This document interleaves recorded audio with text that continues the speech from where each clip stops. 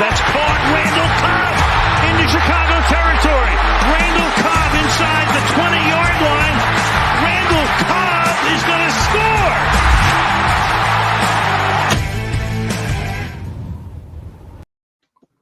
Welcome in, everybody. Yo!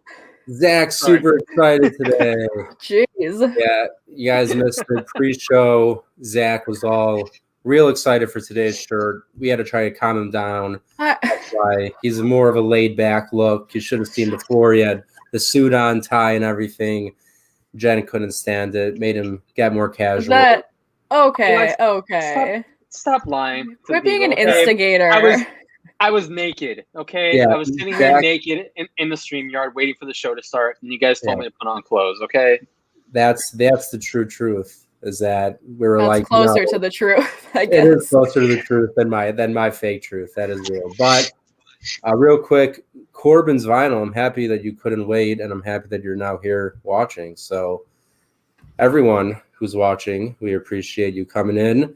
I know right now it may seem like there's not a ton of Packers news, but there's always stuff going on in Packers world. OTAs, obviously, the Aaron Rodgers situation, which, according to Matt LaFleur, there are no updates as of now. So I guess we'll see what happens. But first, and I won't even ask the both of you. I'll just ask Jen, how was your week? And then I'll go to Zach, so we don't have to have the Thank you. Second silence where it's just so this is like a problem that I'm causing on the show.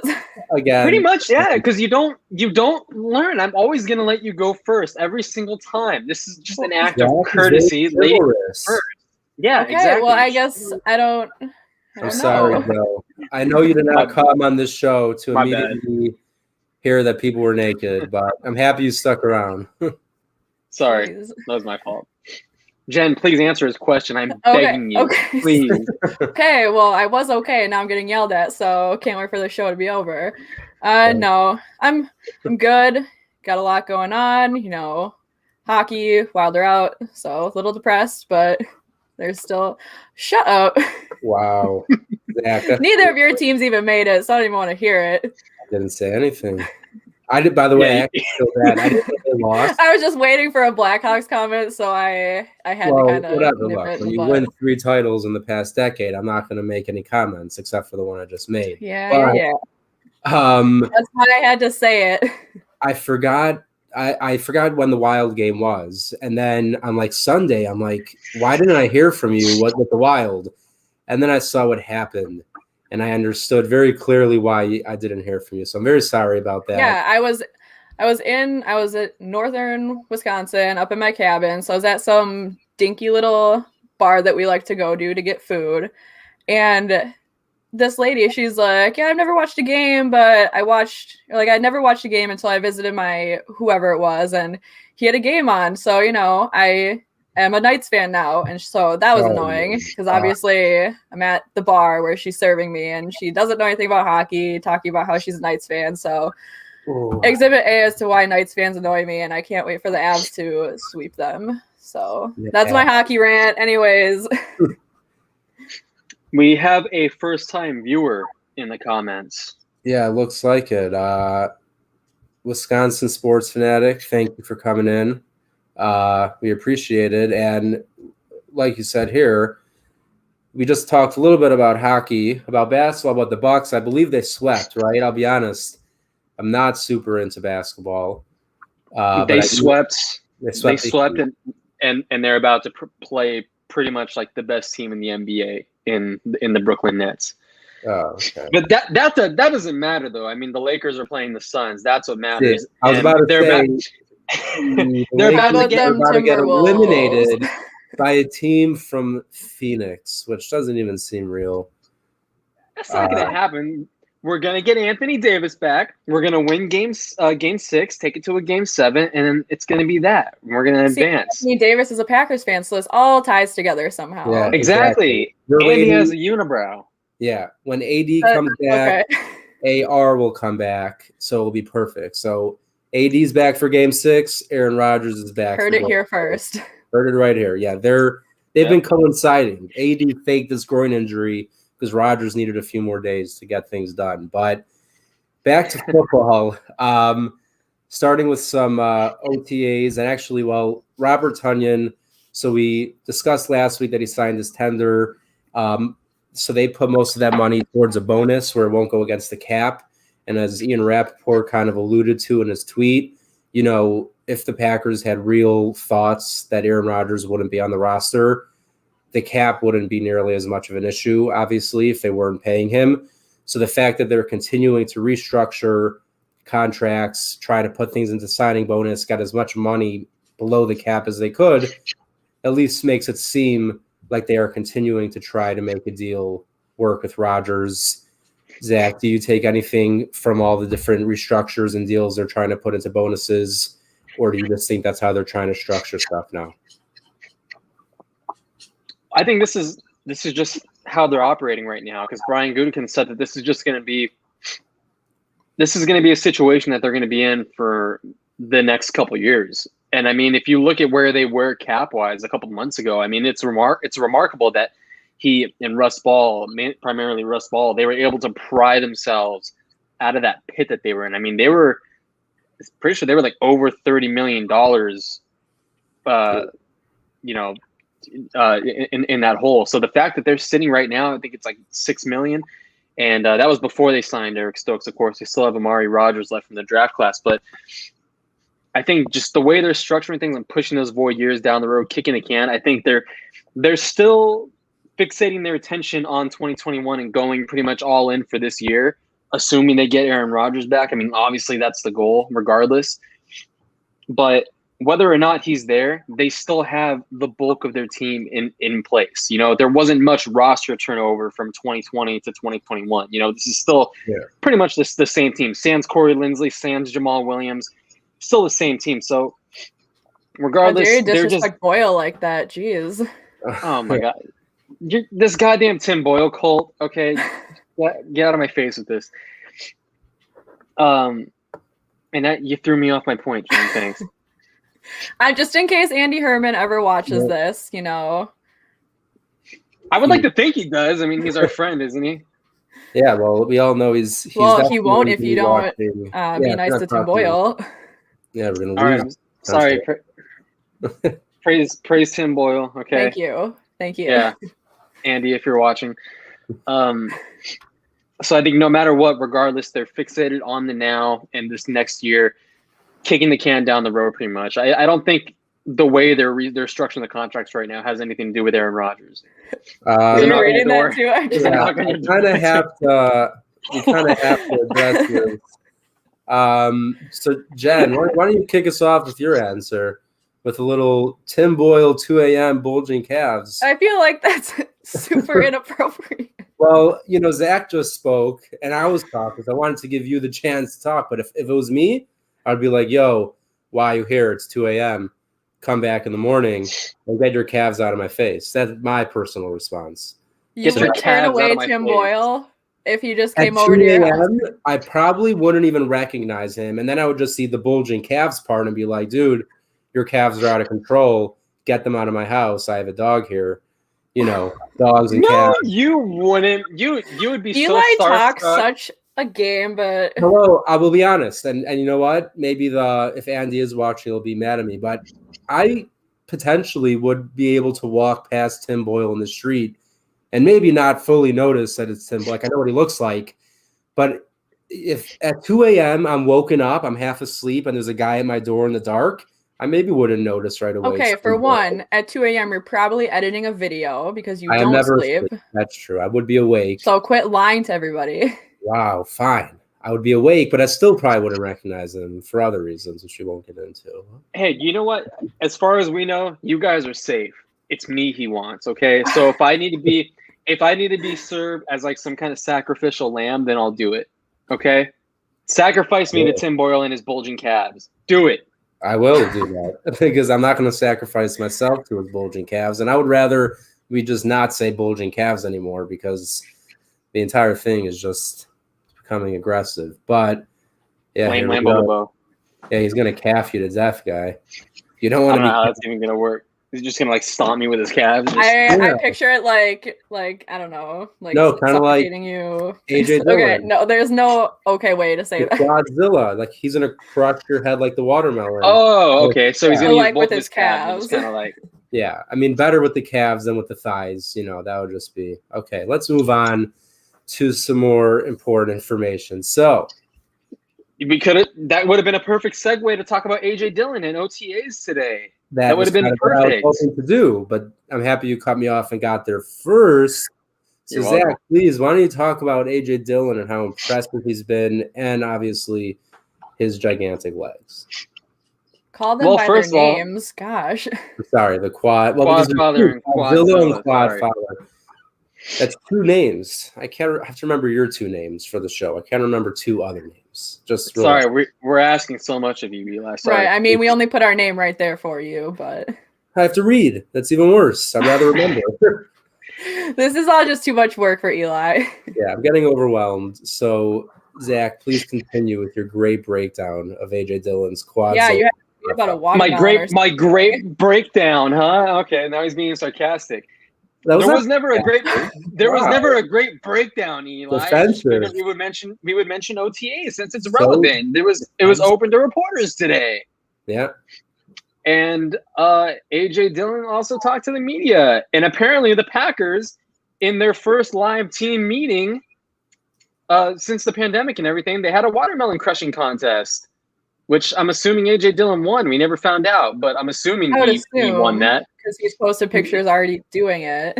Yeah, well, I've already seen him do it, so I would hope he won. But you would hope, yeah. I mean, I don't have any money on it, but I would imagine he won. Doesn't seem like an easy thing to do, even for the average NFL player. I agree. Okay, good. By the way, that's something we should do. We should all have to try to do is crack a watermelon. Oh my gosh! I personally think I can do it, but I could be wrong. Eli, you're not cracking a goddamn watermelon between your legs, okay? I can promise you right now. Don't challenge me, Zach. Okay, don't. Okay, I'm challenging you right now. You are not doing that. All right, I'll have to post a video later of me, and also it'll be a waste of a watermelon, which I don't love. But well, you can still eat it. You just cut it up after. Welcome to the show, Mrs. Westendorf. Mrs. Westendorf. Hello, thank you for watching.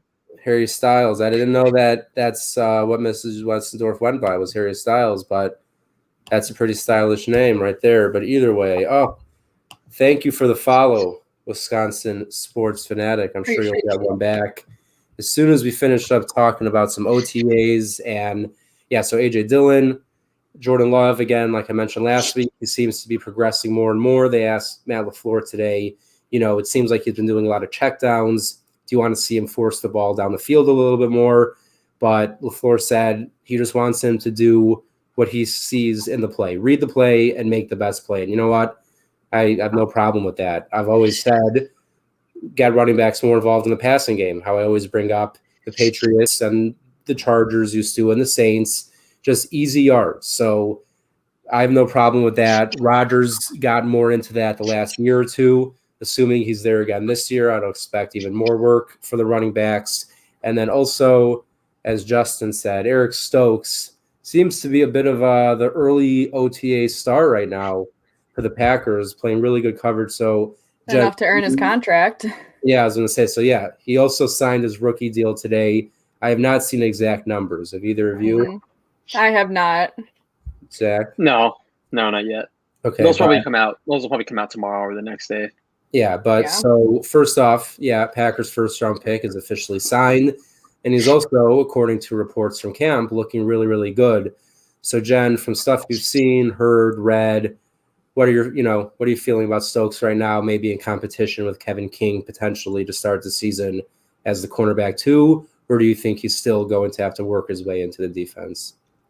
Yeah, I mean, to hear that early on is obviously what you want. You spent the first-round pick on him, and I think we all had pretty high expectations for him to come in and play that cornerback 2 position. So, I mean, it is just the beginning of practices, so you kind of hope once guys get padded up and things kind of progress in practice, you continue to see that from him. But as of right now, it is good to kind of see just kind of the first impressions of him and know that, yeah, he's looking good coming in. And yeah, just obviously something to keep your eye out on as they continue into training camp and preseason and all that stuff. Yeah, I mean, with Stokes, especially, at least for some people, they thought it was a bit of a controversial pick in the first round, and right now he seems to be backing that up.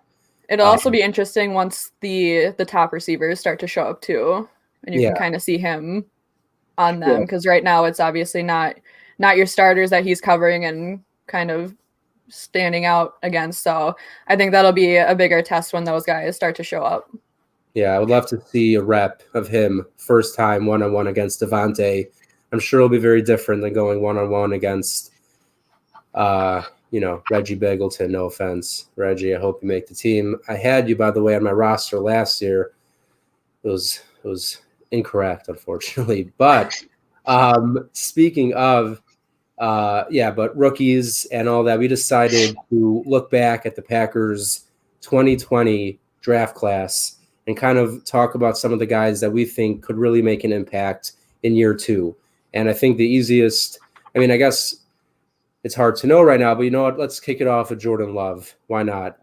Zach, again, it's kind of two questions in one, but do you have any anticipation that we'll learn more about Jordan Love, assuming just from practice and hopefully preseason, but do you think we're going to see Jordan Love take any meaningful snaps this season for the Packers? Outside of the preseason, hopefully they don't have to. Outside of the preseason or end of games where either the Packers are blowing someone out or they're getting wiped up and down the field. So either way, you're not looking for some kind of crazy leap in year two for a guy whose rookie year was stunted by the pandemic. It's still, the pandemic is obviously still like a thing, obviously, but there's less restrictions. These guys are back meeting in person. They're back in the meetings. They're back doing the normal things that rookies get the luxury of. What we're going to be able to monitor with Jordan Love more so in the building is just those mental leaps that he takes, what he's grasping, what he's understanding. So much of the quarterback position isn't what you do physically, what you do on the field. It's what you understand pretty much in front of you, what you understand around you, and just your overall understanding of what you're doing. And that's where a lot of the guys fall short. And really, you can say that for any position, just their mental, your mental understanding pretty much of everything. That's where I feel like Jordan Love needs to take the biggest leap between now and next year. I don't know when he's going to become the full-time starter. Obviously, that's a whole other conversation, but you want to see these strides just in his head, on the field, obviously we know he can throw the ball. We know he's physically gifted. We know he can do all these cool things, but it's just a matter of understanding the offense and understanding what his responsibilities are. Yeah. For any position, like you said, football, it may be a super physical game, but there's a lot of mental aspects that go into it. Probably nowhere more important than at the quarterback position.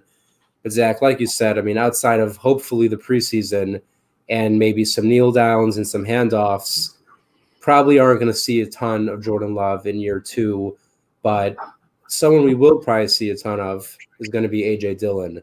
So, Jen, with A.J. Dillon now sliding into that Jamal Williams role, yeah, they're kind of different style players, but we know the Packers are going to use two backs a lot. So what do you expect from A.J. Dillon in terms of, the way he could complement Aaron Jones and what he could do in this offense in general?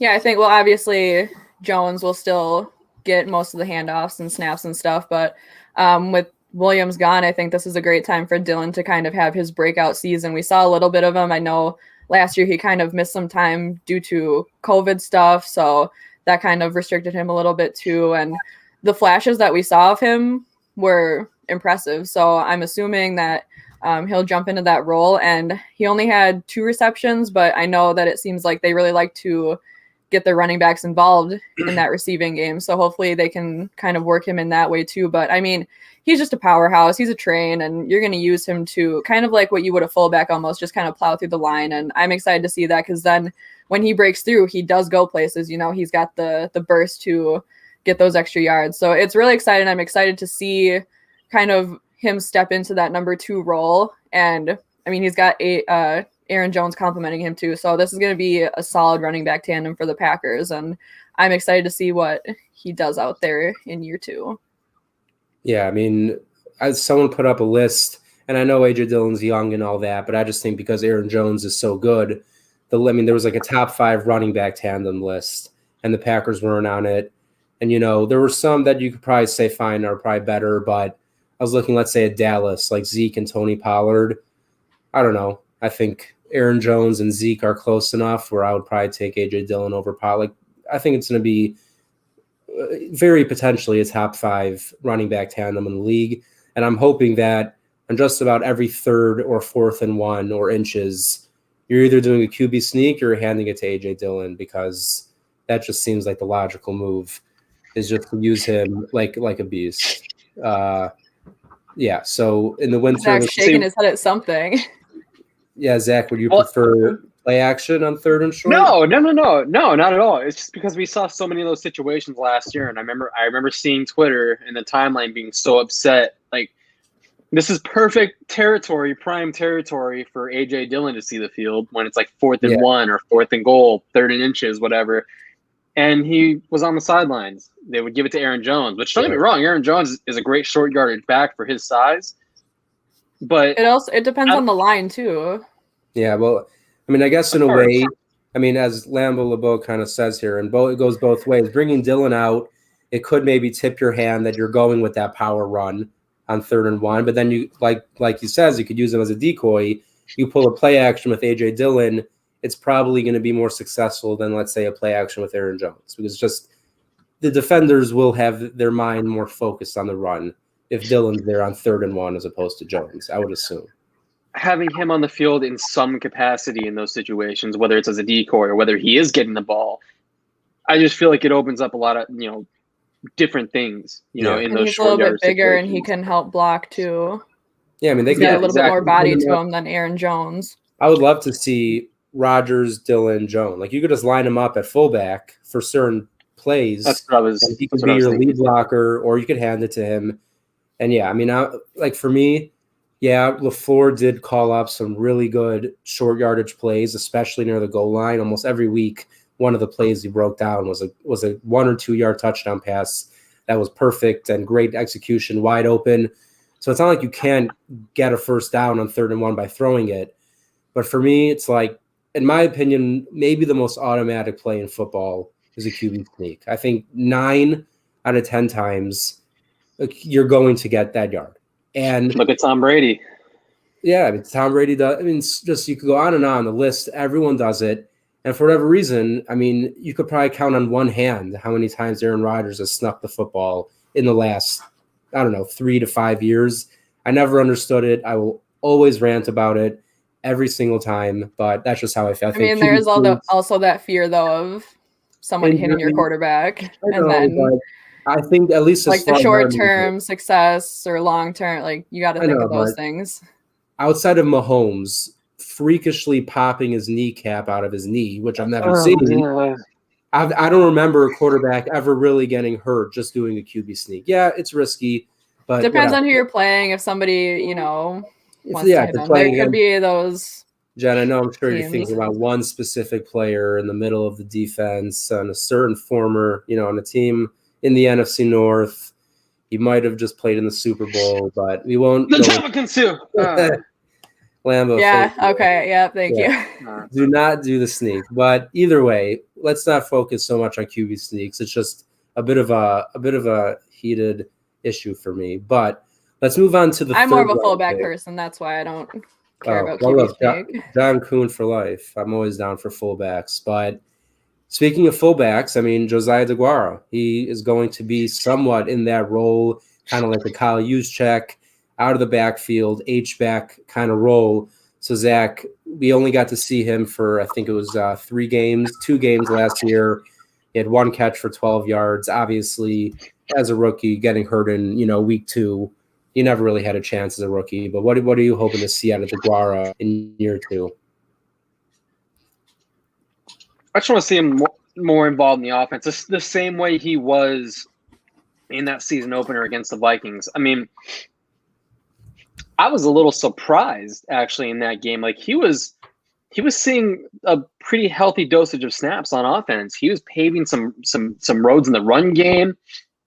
He was just he was pretty much serving as a blocker. I want to see, more of that. I want to see him kind of improve in that department, which granted, it's hard for me to say that because we haven't seen so much of him yet. So, to the point where we could say like, oh yeah, he's got to get better, and he's going to get better. He's coming off an ACL injury too, so that's tough on your knees. Yeah, and for his style of play, especially where a big part of that is that foundation of his lower body. So, he also plays at a position where, he functions as a fullback. He also serves as an inline tight end. He can split out wide, H-back. Those guys pretty much take longer to develop, look at Jay Sternberger. He's going into year 3. He's kind of still trying to develop a little bit. Just the tight end position overall, those guys develop a little more slower. There's so much more of the position to grasp. So with Josiah DeGuara, I'm not expecting a ton from him. I'm not expecting to be this great game changer, but Matt LaFleur could make him serviceable, even coming off of an ACL injury. I feel like just with the way his offense is structured and the way he can scheme up looks for him. So, and as Lambo LeBeau said too, there's a lot of depth at tight end. So they're not. They don't need to expect too much from him either. Yeah, with Tanyan, obviously Mercedes Lewis coming back, and then DeGuara and Jay Sternberger. Yeah, there's a ton of talent at tight end right now for the Packers. And Dominique Daphne. Gosh, Eli. Again, get a load of this guy. Yeah. I'm a terrible person. I won't try to deny it. I would play it off, but I won't. So, yes, the Packers seem to be pretty stacked at tight end, but a position they're not very stacked in would be middle linebacker. Coming up to our next player, Kamal Martin, who, of all the rookies, he didn't play a ton, but he was one of the most, used rookies last year, playing in 10 games, 6 starts. He had a sack, 24 combined tackles, and 3 tackles for loss. So decent season, nothing amazing. What do you guys think? You think, basically between him and Chris Barnes, how that middle linebacker position is going to shake out this year? Zach, or either, I'm always no, Zach, just go. Go ahead. Oh my God. All right. Well, it's weird. I expected a lot from Kamal Martin this year, and granted, it's just OTA, so there's really not a lot, to really go off of right now, and they're just working in shorts and helmets. But Ty Summers getting reps over Kamal Martin so far is a little. It rubs me the wrong way. I haven't seen a lot from Ty Summers that makes me go, wow, this guy should be your second string middle linebacker. Obviously Chris Barnes is your starter, barring anything crazy. But Kamal Martin going into year 2, he just needs to learn how to finish plays. And I've said this like 20 times since we've seen him since October. He just needs to learn how to finish plays. He has the speed. He crashes into holes. He runs downhill with so much tenacity.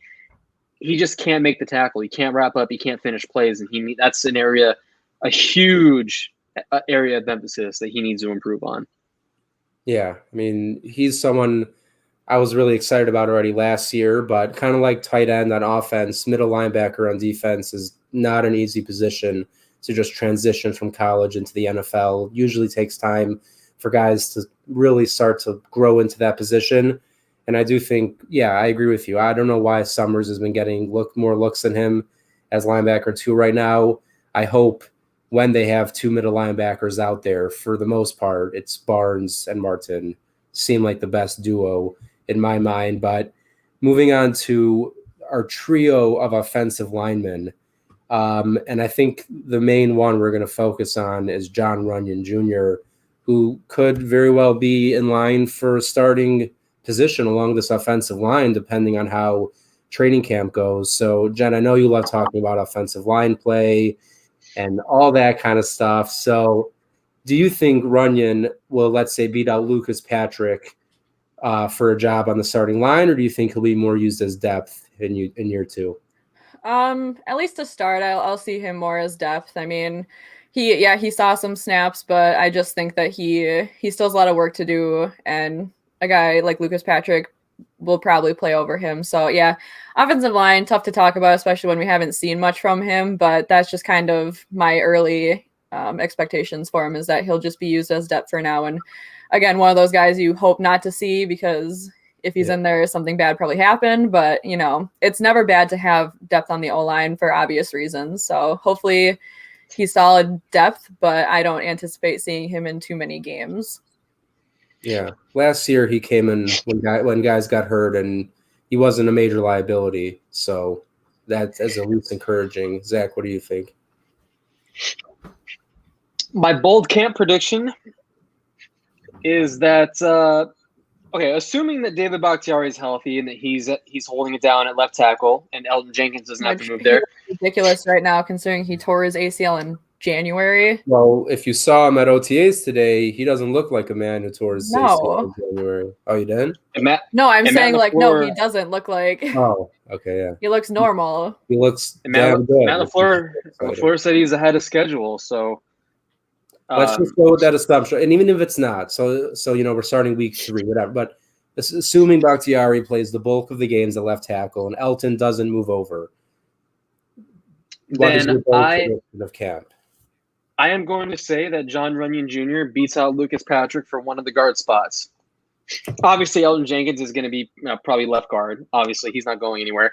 I think Josh Myers is your center, unless they want to. Actually, I'm confident in saying Josh Myers is going to start at center as a rookie. I doubt it'll be Lucas Patrick, and right guard, I think it'll be John Runyon Jr. I like that call. So we'll see which one of us is wrong, I guess. Okay, good. Well, I love John Runyon Jr. I think he was great in the games that he came in last year. So I'm confident. Yeah, look, I like Runyon, I like Patrick, and that's why I love the Packers O-line, because there's depth and there's versatility. So you really can't go wrong. I mean, just the whole line. I mean, everyone is so versatile. It's really great, and it's a huge part of their team that doesn't get as much credit as it should. But either way, just wrapping up last year's class before we get to a quick game before the end of the show. So Vernon Scott and Jonathan Garvin, neither of them got to play too much. Vernon Scott played some on special teams. Garvin, He didn't play too much, really. He was involved in 8 games and only had 5 tackles throughout the year. Garvin is actually someone I really liked coming out of college. I think could make, if given the snaps, could make an impact in the NFL. But do either of you have any specific feelings about Vernon Scott or Jonathan Garvin going into year 2 that maybe will set them apart from who they're competing with? I think Vernon Scott can maybe compete for one of those kind of like hybrid, linebacker roles, those safety hybrid roles, like, brings them down into the box. Or it just depends on how Joe Barry wants to utilize him. I mean, he played very, very sparingly last year, and obviously I'm still reeling over the loss of Raven Green. I'm still trying to get over that. I didn't want to bring it up. It's okay. Come to terms with it slowly. I also like that Raven Green. Damn it. You are not getting over it, man. I'm getting over it slowly. Immediately talks about him by accident. The pain never goes away. Yeah. I'm just going to let you know. Yeah, Jordy runs post routes in my mind every day. I was going to say I also like that Vernon Scott wears 36, but I said Raven Green because he used to wear 36. So I'm just now Zach's on his feet and he's all discombobulated. He's very confused. You yell at me because I can't remember one name out of a bunch of tight ends. Okay, well, you said you can barely remember our name. So different. So don't try to make yourself the good guy. Your names are hard to remember. They're so long. Zach and Jen. It's a ton of letters combined. You can't. We actually shortened our names for you. That's true. I guess. Yeah, because we know you have problems, so we helped you. We have problems. Yeah. Okay.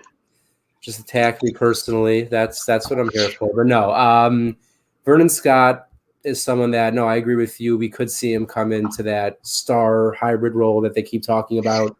It seems like You know, ton of Joe guys. Barry, we haven't seen how he runs his defense yet, so we don't really know what pieces he's gonna put where. Yeah, as far ideally, Shamar Jean-Charles is probably. Oh, Henry Black too. Yeah, That's another so name. Yeah, Henry He was Black, on our list. Don't he was on the worry. way. Yeah, I am excited about Henry Black. I do like him. I think he made a couple really nice plays in that Texans game. Yeah, I mean, he So, forced a last fumble year. at the end, but he also had some good coverage, some tackles. Yeah, it was more than just that one hit. There were a couple times where you're like, "Who's this guy making a good play?" So Yeah. hopefully he can kind of up his game a little bit too, and again see how Joe Barry utilizes him. And as far as we know, I know Shamar Jean-Charles is probably ideally your future slot, but he'll probably also get some safety looks. Like again, we have absolutely no idea, like you said, how this defense is going to be operated. So, yeah. I mean, yeah, we'll see how Barry wants to do it, but yeah, that's basically just looking at some of the drafted and undrafted rookies from last year, how they're going to progress going into year 2, which is always. I mean, yes, the pandemic doesn't help, but it's always kind of a leap you're looking for from year 2 players. But now let's move on to a game we put together of start, bench, or cut, which if you're not familiar with, you're going to name 3 players, and then the other 2 hosts will have to choose who they would start on your team, who they would bench, and who they would cut. We each picked 2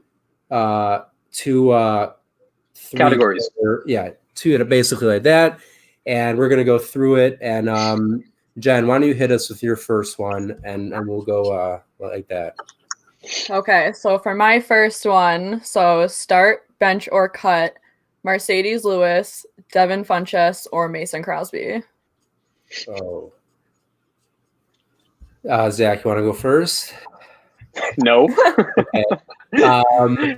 That's super brutal. I mean, you have to start. None of these are like nice. I didn't put like, let's do Aaron Rodgers and like J.K. Scott. I have an answer.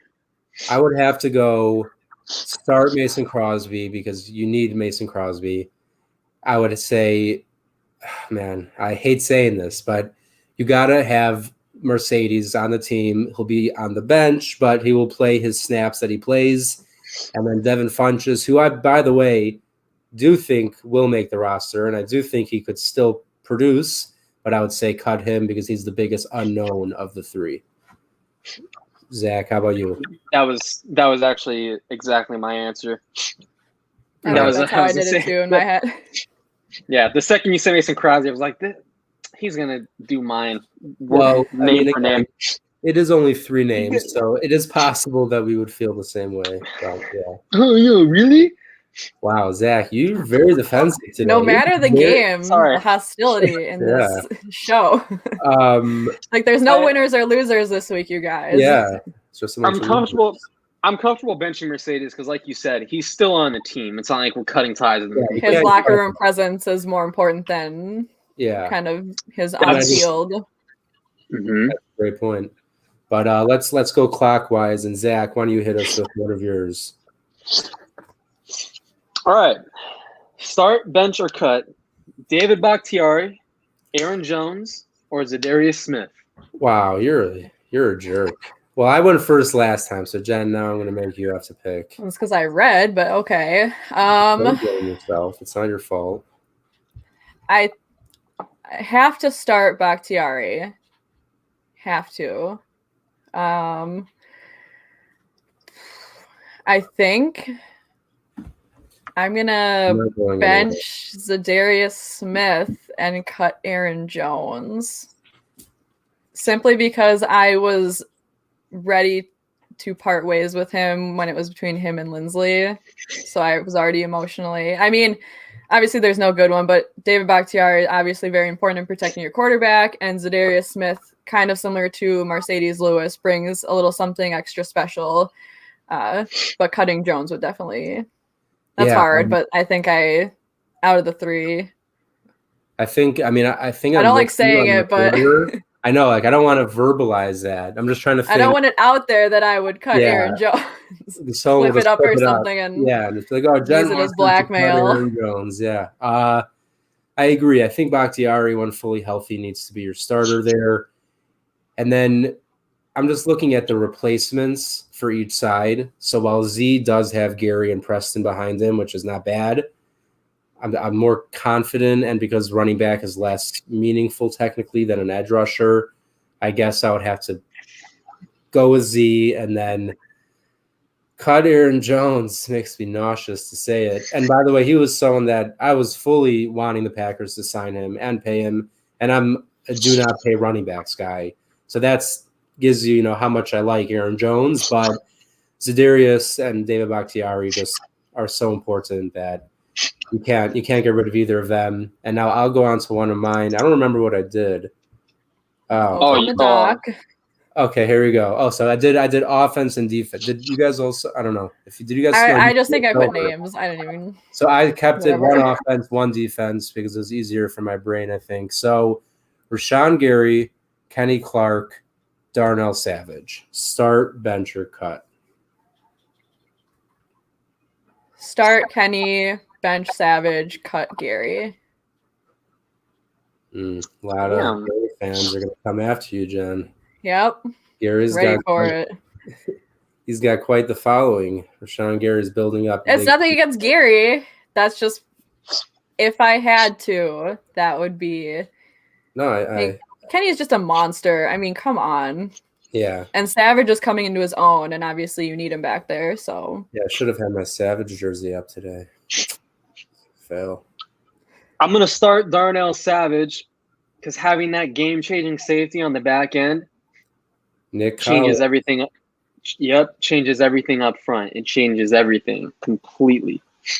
But so does having that that run stuffing nose tackle up front. So I'm going to bench Kenny Clark, and I'm also going to cut Rashawn Gary. Sorry.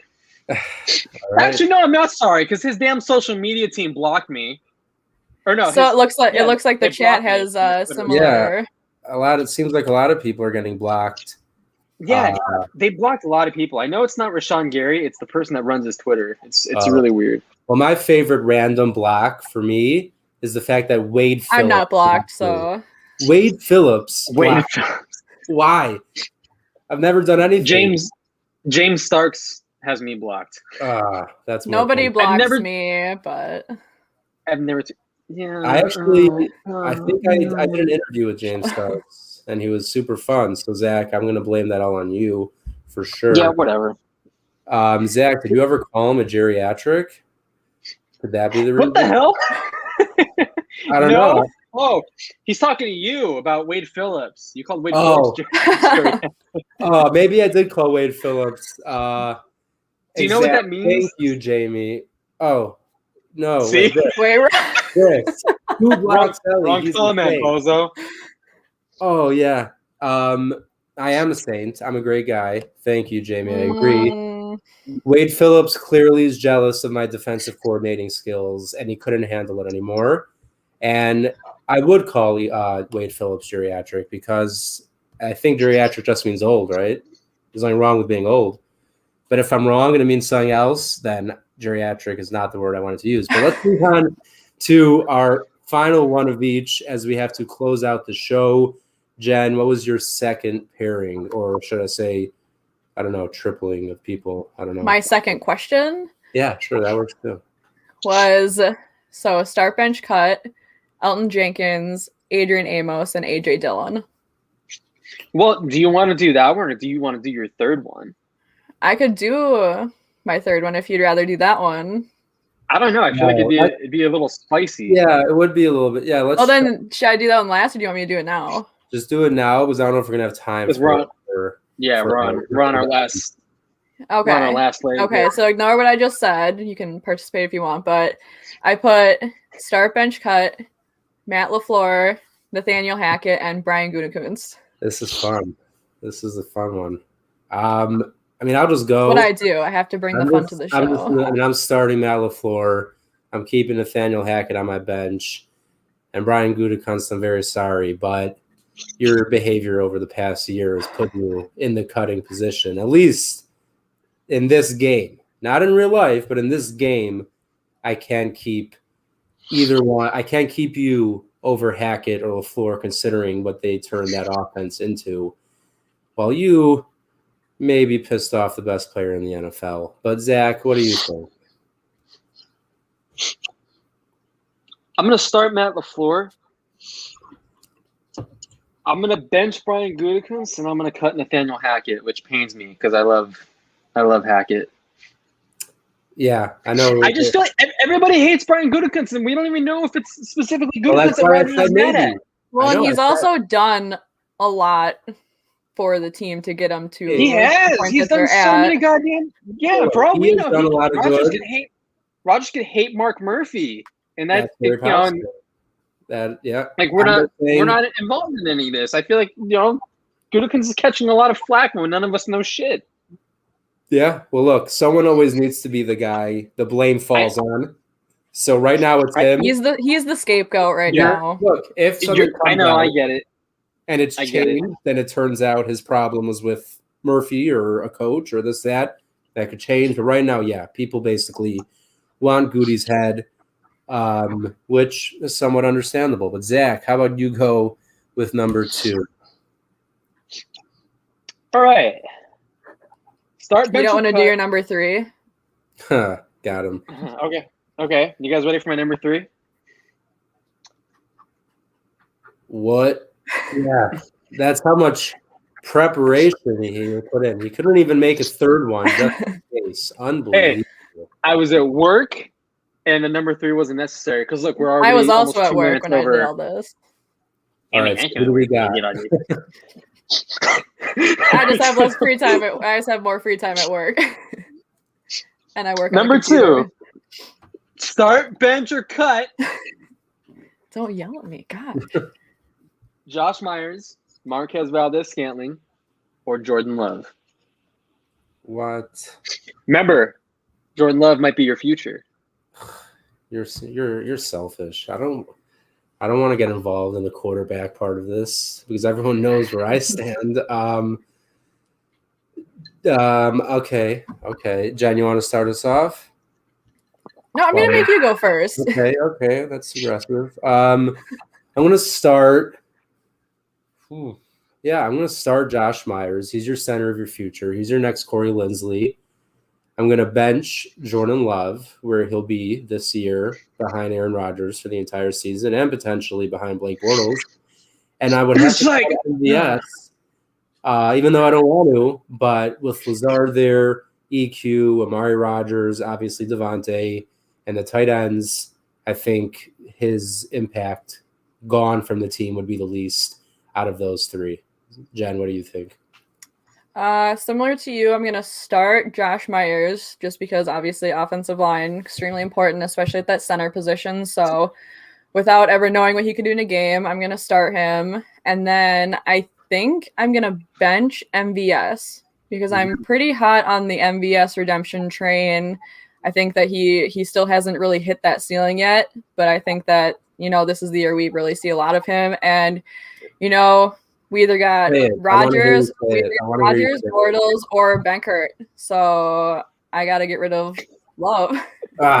You got to cut Love. What a shame. That would be awful. Nothing to do with anything other than, hating him. Benkert's got better hair, so why not put him in? Look at him. Look at him celebrating a man losing his job. You make me sick. No, he would go be the starter for another team. See, by the way, in reality, keeping him on the Packers is ruining his career more than trading him because he may sit for 4 years, he might sit for 4 years behind one of the greatest quarterbacks ever play. What a horrible mentor. Yeah. Okay. I'm sorry. If you were a quarterback drafted to the NFL, I don't care how. Would you want to sit on the bench for the first 4 years? That's kind of. I think you should sit for a few years because look at how many quarterbacks come in and don't transition. I think he's in a great position. He either gets traded to, and is used as trade bait, or he gets to come in and play. For. I can't talk with Zach. Okay. No, I agree that quarterbacks, in my opinion, a minimum of 1 year for sure. Is unless you just really don't have a player you can play ahead of him, but I do think they should wait. But what'd you say? Minimum of 2. Yeah, I say minimum of 2. Okay, yeah. I'd say at least, especially because we haven't got to see Jordan because obviously there was no preseason last year, so I think it's more important this year too for him than but I most just think past quarterbacks. that Jordan. I just think that if you're having a quarterback whose entire rookie contract, you're not going to see him play outside of the preseason. It could really mess with the guy's career. Yes, Aaron Rodgers had worked out. It was after 3 years, so it was before the end of his rookie contract, and Favre left, and he came in, and he was great. But if Aaron Rodgers gets the deal he wants, it's going to basically make it where Jordan Love cannot take his job from him. That's at least what it seems like Aaron Rodgers. And then somebody else will want Jordan Love because he's been playing. Yeah, you end up trading him, but his career is not. He hasn't even played his second year. His career's not over. It'll be okay. His career's over. I'm just saying that if he gets stuck Zach and his behind damn Rodgers, gosh. if he gets stuck behind Rodgers for 4 years, or maybe even 5, if they take his option, that sucks. Even if you come in at year 5, no one wants to go to the NFL and sit for 4 or 5 years. No one, especially if you're a first-round quarterback expecting to come in and be the face of a franchise. So that's why I feel that way. Sorry, it seems a bit aggressive. My stance. Zach knew exactly what he was doing with this question. I didn't want to talk quarterback. I told you, until this is resolved, we should avoid the whole topic. But Zach, real quick. Oh, you didn't do your last one, did you? I know. Yeah, I no. I have to do mine. Okay. Trying to get out of it. Start bench. I enjoyed that. I know you enjoyed it because make you sure you guys know that. Pringles in your face. Okay, start bench cut. Amari Rodgers, Robert Tonyan, Alan Lazard. Wait, hold on. Let me look at it. Amari Rodgers, Robert Tonyan, Alan Lazard.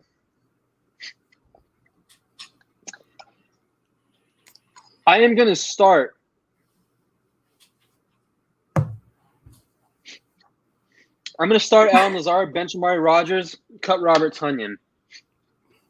I don't think Tonyan did anything great last year. So much of his success was from within the offense, schemed open. Yeah, all those touchdowns. He was wide open. Nothing like George Kittle. Nothing like the great tight ends through the years. It wasn't like through great route running. I mean, look at a guy like Darren Waller. He has speed. He's like a route technician. Nothing like that. Like you're really coming down negatively on Tonyan. I know it's not your point, but it's coming off very negative. No. I love Tonyan, but you also have to consider they have a lot of bodies at the tight end position right now. I the Packers agree. need all the wide receivers they can get. No, look, I've always said, and I think we both agreed last year. I think we both said that Tonyan would be the guy that ends up getting cut. He ended up shocking everyone and doing what he did, but Tonyan, bottom line, I don't think he's necessarily some athletic freak. Like, let's be real. A ton of his touchdowns, like Zach said, were wide open. A ton of his biggest plays, he was wide open. Again, he's not a bad – and that doesn't mean he's bad. But, yes, between the three, right. I don't blame you for doing that. And, Jen, how would you go with it? Amari Rodgers, Alan Lazard, Robert Tonyan. What the hell? What? The comment. Yeah, you got to get kicked off the show for saying you want to cut Tonyan and being so negative. Why are you booing me? I'm right. Who booed you? Eli, if that's the case, then Eli is going to be hosting the show by himself because I was also going to cut Tonyan. And start Lazard just because he obviously has the experience. Bench Rodgers, but Rodgers will eventually play over Lazard. All right, so and then cut Tonyan. All right, I get it. A little bit aggressive on the Tonyan hate from both of you. Clearly, you guys hate him, but that's fine. We'll leave it for next week for your defenses. No. Okay, then what would your answer be, Eli? Mine was similar to Zach's reasoning. Tonyan wasn't like a crazy freak off the line, really creating that separation. It was just kind of they messing with you guys because I would probably pick the same order, to be honest. Yeah, exactly. I just wanted to bother you, and it worked, so I'm very happy about it. Well, we could go back to talking about Jordan Love if you want to get bothered. Again. Oh, you mean the future Green Bay Packers starting quarterback in 2021? In 2026. So, but then his career's ruined. June. I mean, I could be wrong about this because I'm not wrong. June 8th through 10th is mandatory minicamp, right? That is correct. That is technically when Aaron Rodgers could potentially see fines if he's not there, correct? He will lose 15,000 on the first day, 31 on the next day, and then 46,000 on the next day. Like chump money to Yeah. him. So either way, while it is chump money to Aaron Rodgers, I really, really, really, really cannot do this much longer. Well, we record on the 9th, so I know. So we'll see how my mood is on the 9th. But he better be there because I'm running real thin on just humanity, and being able to deal with this constant unknown is ripping me apart in ways I want Rodgers to come back, obviously, and play this year, but I kind of want him to not show up just for the sake of seeing what Eli does. That's so funny, Jen. That's hilarious. That's so funny. He's not showing up. All right, he's gone. Zach, they're gone. All right. You know what? That was a much more aggressive comment than mine. If you want to hear about how you should cut Robert Tonyan and how bad Aaron Rodgers is, follow Zach at It's Zachariah J. You might also get some Greg Jennings takes in there, here and there. For more wholesome things like Jordy Nelson content and hockey stuff, you can follow Jen at BigMac_4. And for basically the same kind of content every day, which is just Aaron Rodgers, you can follow me at @BookOfEli_NFL. That guy, he's pretty good at football. A lot better than anyone else currently playing. But, great show, everyone. Everyone tuned in. I forgot to mention. Oh, you son of a bitch. Oh, my. Okay, guys, this will be the last time you're going to see me and Zach together on this show. I might have my lawyers get involved. We're going to court. I'm done with you. Everyone who tuned in, thank you so much. We'll see you next week. Hopefully, with Aaron Rodgers one day into mandatory minicamp. Zach, I hate you. Blitz. Rodgers gets out. Throws it. Cobb. Touchdown. Graham could also wide. Rodgers surveying, fires. That's caught. Randall Cobb into Chicago territory. Randall Cobb inside the 20-yard line. Randall Cobb is going to